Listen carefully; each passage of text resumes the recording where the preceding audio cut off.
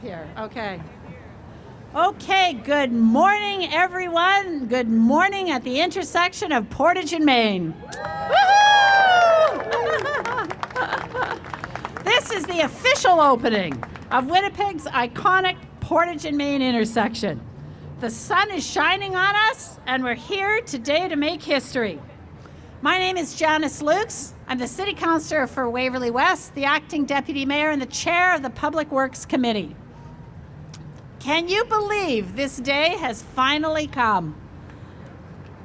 First and foremost, I'd like to acknowledge that we're meeting in the national homeland of the Red River Métis in Treaty 1 territory, the home and traditional lands of the Anishinaabe, Innu, and Dakota peoples. Our drinking water comes from Shoal Lake 40 First Nation in Treaty 3 territory. All right. The concept of opening Portage and Main to pedestrians has been the subject of debate for decades, sparking high political drama, fierce advocacy efforts, passionate opinions across the spectrum, and in-depth engineering analysis. And here we are today, just 8 months after construction began. And we'll hear more about that, the construction team. What you see here is a true testament to the results we can achieve when government, the administrative project team, consulting engineers, and contractors work together. Many people who helped make this happen are here today. I'd like to acknowledge our city project team over here, more or less, all right?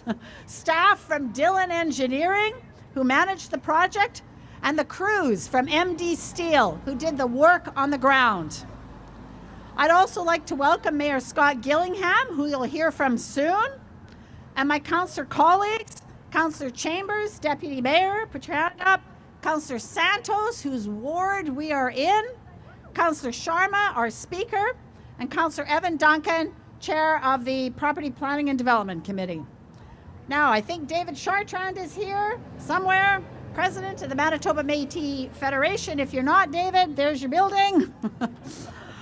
We'd also like to welcome our friends from the community. There's so many friends here from the community, so I'm just going to list a few of the ones that have been big players in this. Take Pride Winnipeg, the Exchange District Biz, bravo, the Downtown Winnipeg Biz, Center Venture Development Corporation, Economic Development Winnipeg, and the Forks. And I'd also like to welcome representatives from our property owners on all four corners, the Manitoba Métis Federation, Harvard Developments, Martin Eagle Limited, Richardson's, Artist REIT, Bentall Green Oak. Okay.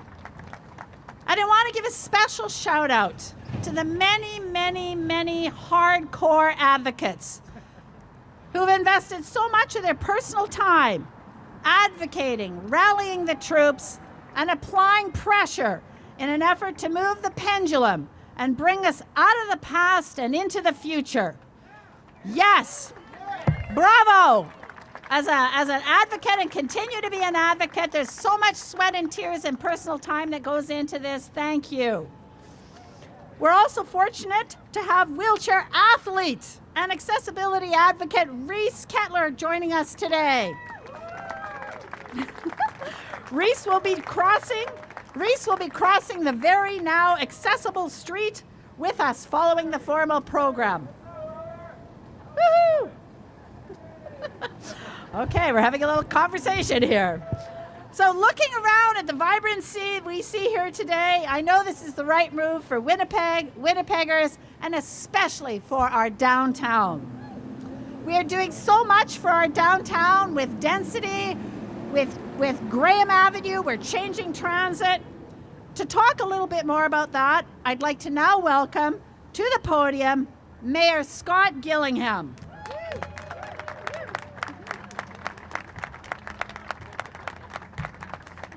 Well, thank you so much, Councillor Lukes. Thank you also for the land acknowledgement. And good morning, everyone. Thank you very much for being here. You know, when I was a kid growing up playing hockey, idolizing Dale Howardchuk, I dreamed of having my own press conference at Portage and Main. This is not what I had in mind. I didn't dream of this in the slightest, but this is very, very special today. Today marks a historic moment of its own. We're officially reopening Portage and Main to pedestrian traffic.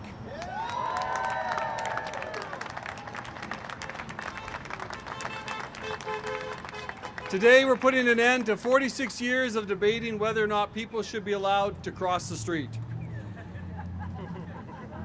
This intersection is important. It has been central to Winnipeg's history.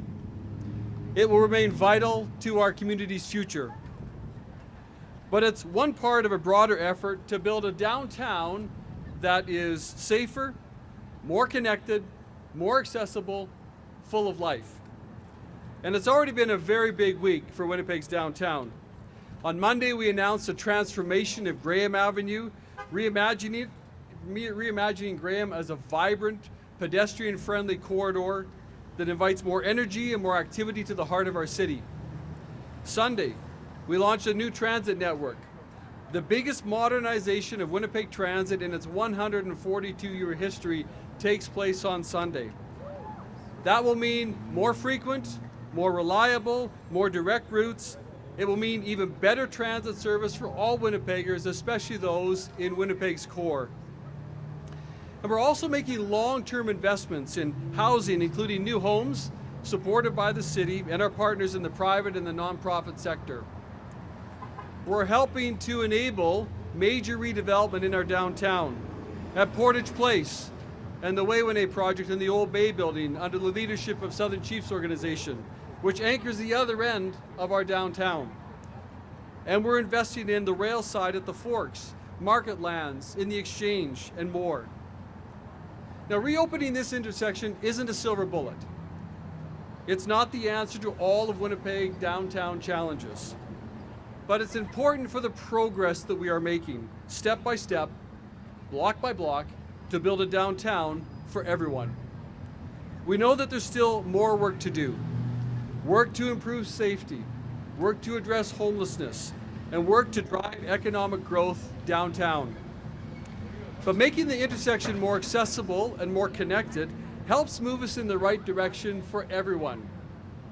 That includes Winnipeggers with mobility challenges, people who for years have dealt with broken elevators, locked doors, and inaccessible pathways just trying to get across the street. That changes today. And as Councillor Luke said, I'm honored today. We're honored to be joined by Reese Kettler, a downtown resident and someone who has used his personal experience to educate and to advocate for the issue of spinal cord injuries. And I've invited Reese to join us when we cross the street officially, and I'm so grateful that he's here. And I too want to thank the many, many people who've made this happen. And I'm likely going to miss some of you, so I apologize in advance. If you feel you should be named, then I missed you. But I want to thank the Downtown Biz and the Exchange District Biz and the Winnipeg Chamber of Commerce and others for being strong, consistent voices and advocates for a more walkable and connected downtown. To City Council, thank you so much for your leadership, and especially to our downtown city councillors, Councillors Santos and Rollins and Gilroy. Thank you for your vision and for your commitment to seeing this through. To the building owners, the property owners on the four corners, thank you so much for your continued investment and support in the heart of our city and at this intersection. And special thanks to the Manitoba Métis Federation, who now own two buildings just over here to our south. And they're playing a major role in what comes next at this corner.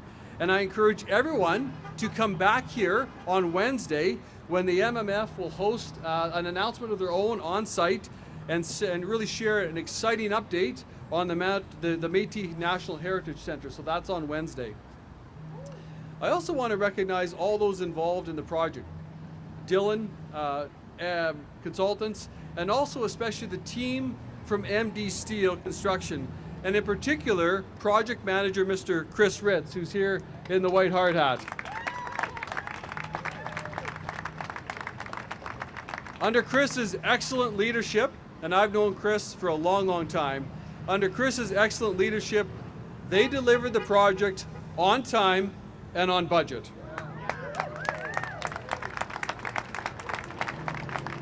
And I would say with minimal impact to traffic flows as well, so they deserve credit.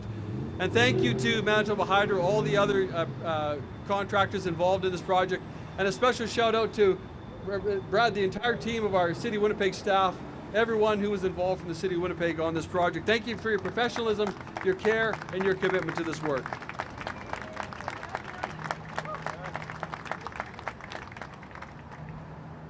This is a special place. It always has been, it always will be. But at the end of the day, it is also just an intersection. A place where people, all people, should be able to cross the street safely, comfortably, and with dignity. Today they can, and to me, that is one step in the right direction. Thank you.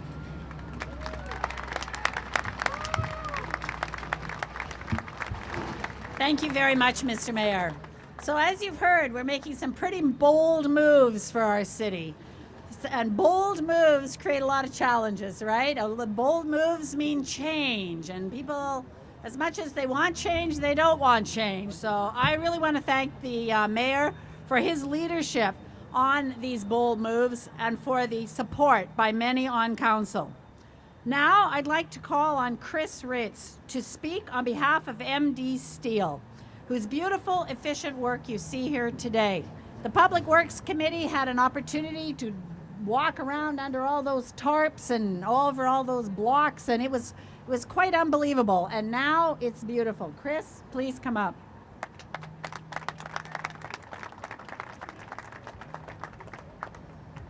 Good morning. My name is, like she said, my name is Chris Riss. I'm with MD Steel Construction. Some of you might recognize me. I've posted a couple of Instagram videos updating the project. So I'll be taking, I can give autographs afterwards in the back there. I was the superintendent actually on this project here at Portage and Main. This unique job was a bit of a departure from what we typically do, but we were up for the challenge. Whenever you renovate an old building or rehabilitate an old bridge, or in this case, work on a 50-year-old underground concourse, you're going to encounter some surprises. In the northwest corner, we uncovered a 100-year-old foundation that was deteriorated far more than expected and needed full replacement for a majority of it. In both the southeast and southwest corners, we discovered unknown vaults that needed significant structural repairs to the roof. The drainage grate area in front of Scotia Bank turned into full replacement and a much larger structural repair scope. Despite these surprises, we knew that the June 27th date was important, and we needed to get this met. And this was probably the biggest challenge to the project, maintaining the schedule and coming through on the strict deadline, regardless of the surprises or the weather. We started on this site the first week of December, and so a majority of this project was done through the winter months at one of the coldest intersections in Canada. Although not the ideal time to do this type of project, we constructed large enclosures and heated to keep on track and maintain the schedule. This intersection is honestly one of the windiest spots I've ever experienced. One main reason this job was a success was the collective effort by all parties. Janice and Scott and Mayor Scott here already talked about this. By all parties to work together for the common goal of getting this intersection open. The designers and contract administrators, Dillon Consulting, really worked with us to achieve a great product. The project manager from City of Winnipeg, Colin Tichkowski, was pushed the project along and helped out wherever he could.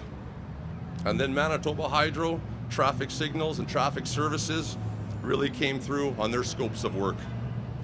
And the stakeholders, the property owners at each corner were very helpful and easy to work with. It really is a beautiful thing when all parties work together for a common goal. I really believe this project was a success all around, and I appreciate the opportunity to be a part of it. Thank you.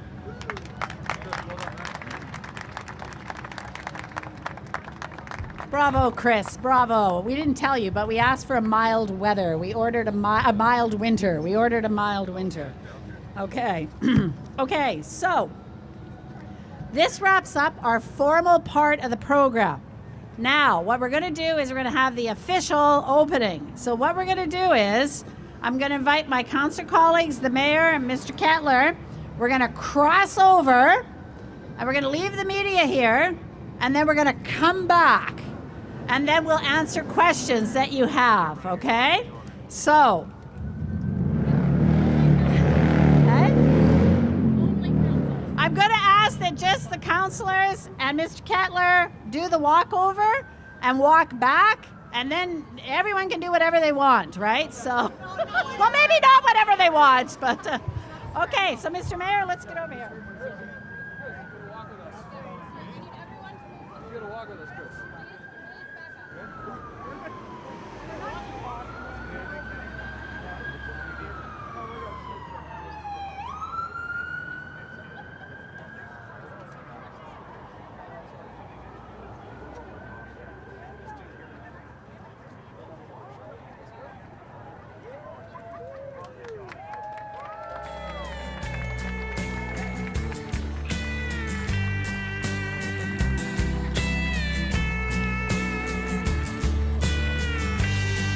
Born and raised in a prairie town,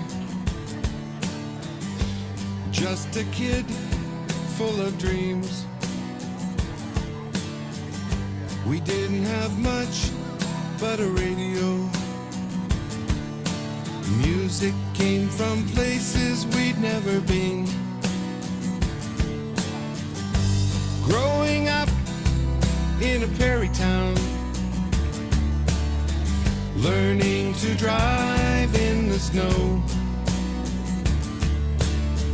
Not much to do, so you start a band. Soon you've gone as far as you can go. Winter nights are long, summer days are gone. Portage and Main, 50 below. Springtime melts the snow, rivers overflow. Portage and Main, 50 below.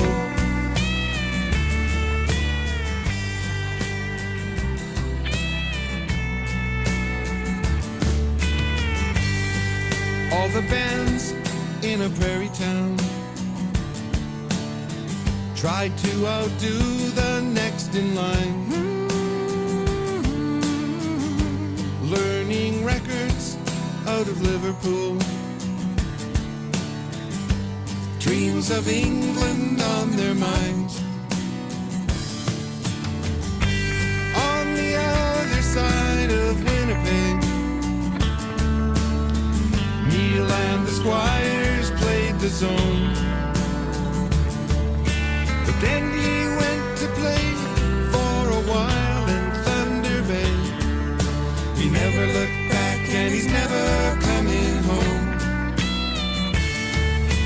Winter nights are long, summer days are gone. There you go. Okay, we're back. Okay, we're back. That's the official opening. Woo! Okay, now, if we have any questions from the media for political or public service or construction, maybe everyone could just kind of push back a little bit here. I just want to say one thing. Okay.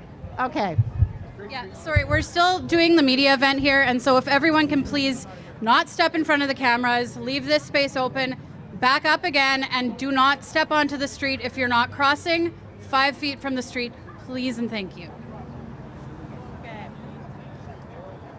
Okay, no questions. Are we done? No questions?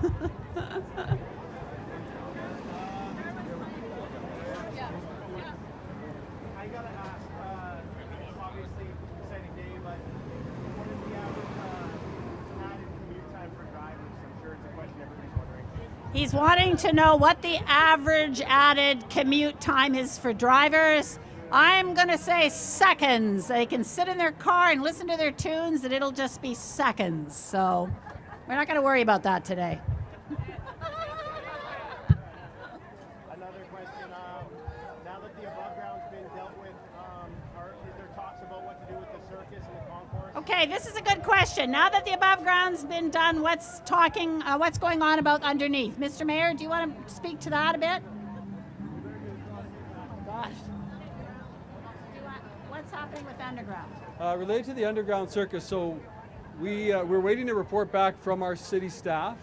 They're doing some further analysis on the underground, the condition of the underground, what may need to be done as far as a partial closure, a full closure, or if there's any other options. So I want to reiterate, we are not closing the underground circus anytime soon. So we're a long ways away from that. We're still doing some analysis on that. And I'll ask you, can you give me any kind of number about the added delay? I know that was a colorful answer, but you have a... No, I actually agree with Councillor Lukes. Really, it's seconds. I mean, this is, as I said, this is a very, very important intersection in Winnipeg's history. Central. It'll be central to our future. But I don't say this tritely. Winnipeggers cross thousands of intersections every day. They hit the walk button or they see the light and they walk across, and they cross bigger intersections and intersections with more traffic than we have here at Portage and Main. So we can do this. I do ask, though, please, for all motorists, cyclists, pedestrians, please be careful at all intersections, and especially now at Portage and Main, because this is new. We haven't done this for 46 years. Please be careful. We've already seen one business say that pretty much don't forget about us underground. What do you want to say to the... I'm not talking about the circus, but the entire concourse who might take... Yeah, I think I'll just reiterate what I said a moment ago. We're still working with property owners. We're waiting on a report back from our staff. The underground concourse will not close anytime soon. We're still doing some work related to that. Right, but for the ones that will still exist, way down, not just the circus, what do you want to say to those businesses? Do you mean way down under the businesses? Yeah, like, well, what's your message to them that this is going to take away business? No, I think that there's still winter months coming, and I think a lot of people will still, if you're downtown, for example, to a Jets game or a concert at Canada Life Centre, you'll see people choose skywalks a lot of times in the winter. So I think we can have a both and here in this scenario, and I believe that people will still frequent businesses below grade and now frequent more businesses above grade. Thank you. Okay, I'm from the Globe and Mail, so I want you to tell us for the rest of the country, because they call it Canada's crossroads, right? And I want you to remind people around the country, if you can possibly, why it has taken such a long debate. If you could remind us again why we got to this debate and what you think is going to happen now. People who are watching, not in Winnipeg, but outside, might not know why this is a big deal. Portage and Main has been the central intersection for Winnipeg's entire 151-year history, and even before that. I mean, it was really kind of a Métis ox cart trail, Red River ox cart trail for years, and a key passageway. In the 70s, there was basically a business development arrangement that was struck to get one of the buildings, especially the southwest corner of this intersection, developed. As part of that agreement, there was a 40-year agreement to close the intersection to at-grade pedestrians. Barriers were put up, and everything was driven underground to an underground concourse.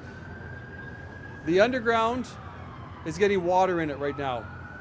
The center of the intersection, there's water leaking in. There's a membrane underneath this intersection.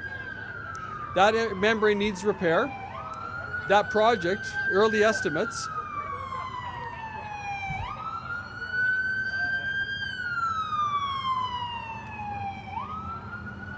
the early estimates for that project was $73 million.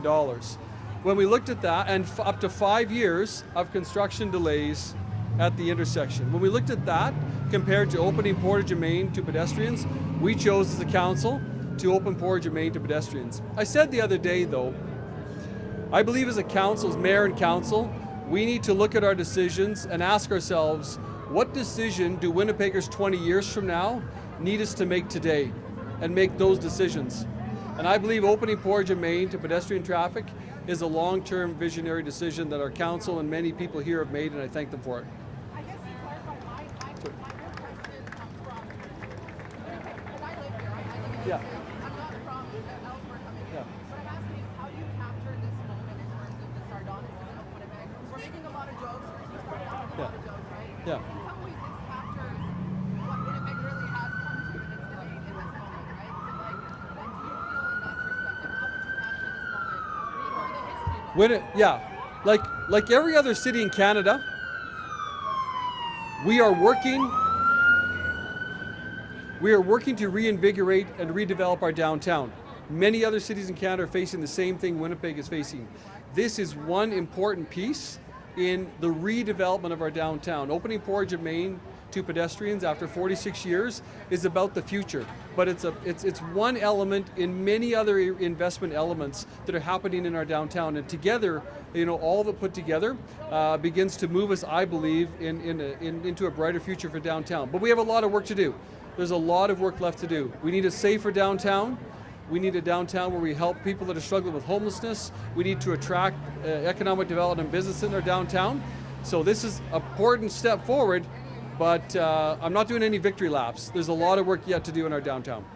Mayor Gillingham, you mentioned the bus opening and the new bus schedule.